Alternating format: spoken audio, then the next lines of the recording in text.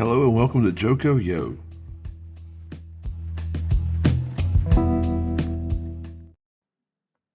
I confess, my home, my house, land on which I live, it's not named. I don't have a name for my place. I mean to say, I'm not in the habit of naming things that don't have a conscience. You know what I mean? Like, we've named our dogs. My relatives have names. My kid, they all have names. But inanimate objects, not so much. Like, I don't name my phone like Betsy. You know how that sounds? Like in the middle of a conversation and your phone rings and you say, "Hang on, I need to answer Betsy." My favorite pen is not named, oh, I don't know, Chuck. My typewriter is not named Beth, no more than my car is named Effie. I mean, could you imagine how messed up all of these new like subdivisions and housing developments that we see pop up around us would be if we all named our houses? Now, people do name their businesses, restaurants, stores, etc. A good name reflects the purpose of the business, and a catchy name sure helps drive customers to you, helping your business succeed. So I guess that's why, at least a little, we see people name their agriculture businesses in the 1700s to 1800s. For example, one of the largest plantations in Johnston County in the era was Pineville. It was just outside of Clayton, and a large section of it is now called Flowers Plantation. It wasn't a town, and then it was owned by only one person, and it may well be that nobody really knew it by the name Pineville unless people had business there or needed to reference the plantation part of the land. But like today, having a well recognized name for your business can't hurt if you're trying to draw customers. And the more well known, the more business you can get. I mean, the more often the name of your business is in people's mouths, the better. I mean, unless your business name is Jada Pinkett Smith, but whatever. In which, never mind, never mind. For big agriculturalists of the 18th and 19th centuries, and modern ones too, for that matter, after the harvest of whatever is being grown, it must be sold. The stuff that you harvest has got to be sold. And timing is absolutely everything. So are things like reputation and quality and connections, volume, distributability, familiarity, or brand awareness, for another term for it. It's good to be near or even on a river in the 18th and 19th century. With better water access comes better distributability, which is how farmers on the Neuse and Cape Fear rivers did particularly well, better than their neighbors would have done. There, or those with very large farms could produce very large crop volume, but access to a water supply was necessary for irrigation, which would give a large farm near the river very good odds to not only be the first to the market, but also be able to flood, no pun intended, but flood the market with their product. Okay, there was a pun intended.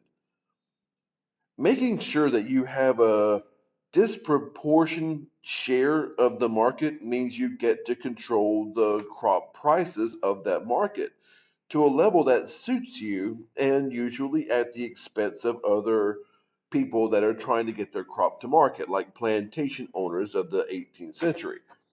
But not all farmers could be fortunate enough to have their lands beside the river, which ended up costing them money in distribution costs, like getting it to the river and or across it. And those costs would of course eat up the profit that river-bound plantations did not have to worry about. So if you're not on the river and you lack the advantage of distributability, you'll have to make it up somewhere else, and one of the most reliable ways is through name recognition. And you'll gain name recognition with brand visibility. In other words, the more people that see your name, the more familiar they will be with with you, and the more familiar, the more comfortable they will be with you and your brand, and the more likely they are to seek it out, even if the quality may not be as good as others. I mean, McDonald's is a prime example of that. You've got to get people to know the name of your business. You've got to make sure your brand is everywhere, written, printed, spoken. And if people are comfortable with the business and trust the business, the owner of the company or business or plantation will be held in high regard as well, even if he doesn't deserve that high regard. Again, we see this in the modern world when people, for some reason, put owners and operators of successful, or at least appearing successful companies, or on pedestals for some reason, and attribute like near superhuman qualities to them when they may never have exhibited those qualities in the slightest regard. Even sometimes going so far as to look past absolutely reprehensible behaviors because owning or operating a successful company somehow puts you in a higher class whose rules are different for the people in that class. I mean, explain Elon Musk, for example, owner or operator of Tesla, SpaceX, etc. I mean, from my limited exposure to him, the few times I've seen him or heard him speak, I have yet to hear him actually say or exhibit anything that resembles genius. But then again, maybe I haven't seen it. But still, he's held in a higher regard for some strange reason. Such is the power of brand visibility and name recognition.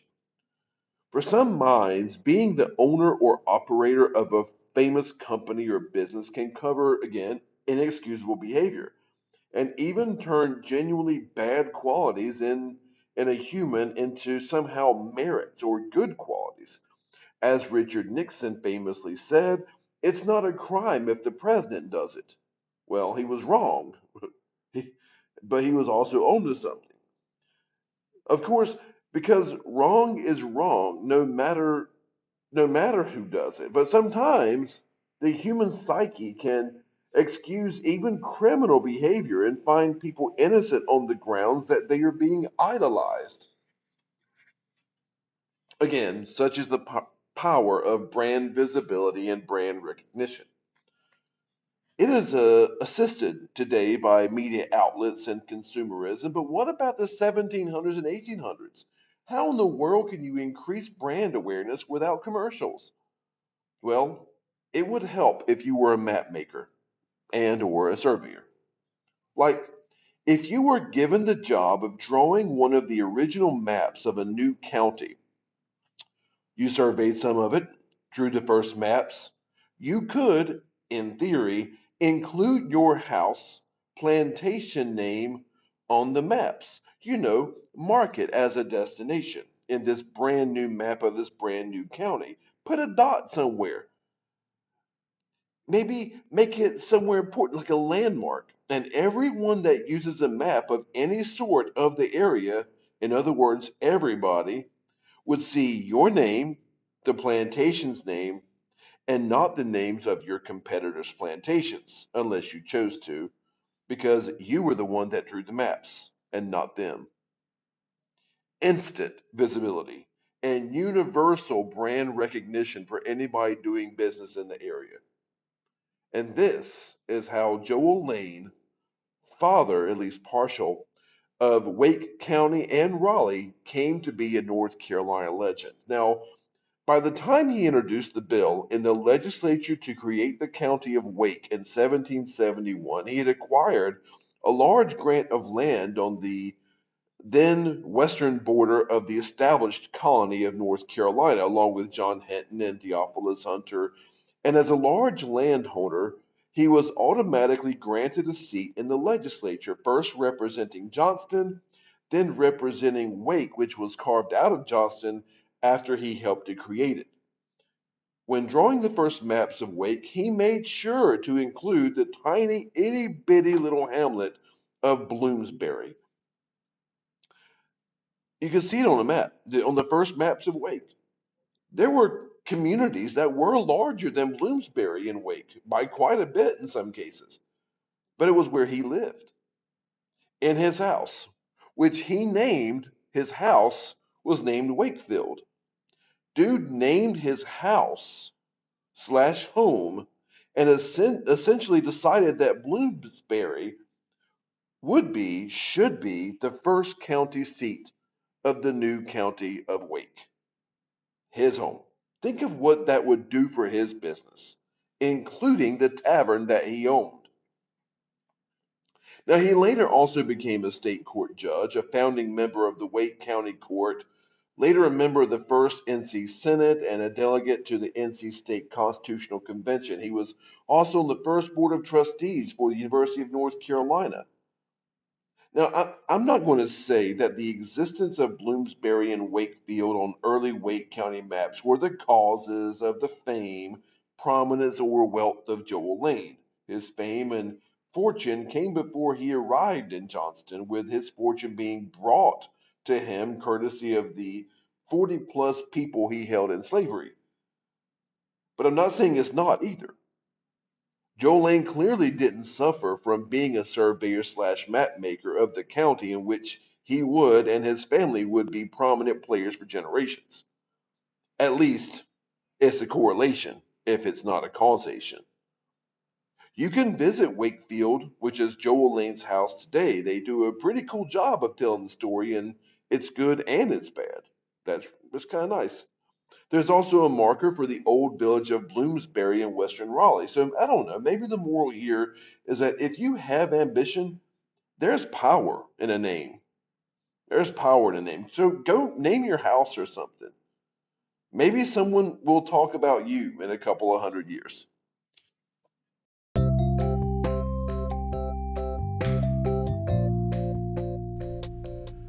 And thanks for listening. Until next time, y'all be good.